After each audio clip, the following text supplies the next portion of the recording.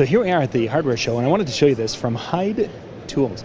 This is a cool little system here from the Better Finish system. What that is a little tube of basically a mud compound for sheetrock. For those times when you have a nail or a screw that pops through your sheetrock, this little will allow you to cover it quickly. You can see she's been using some there. You can cover the nail hole, treat it, and then you can basically seal it up and store it. You can just use a little bit of mud, and you can fix that nail pop out. If you've gone and had that nail pop out, you're going to have to go buy a quart.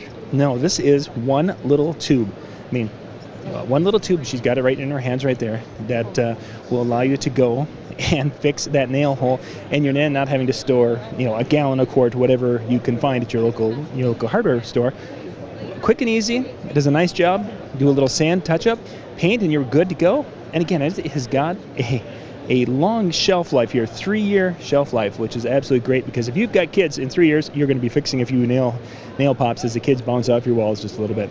You can go out to HydeTools.com to be able to find out more information about that. We'll put links in the description below where you can go check it out.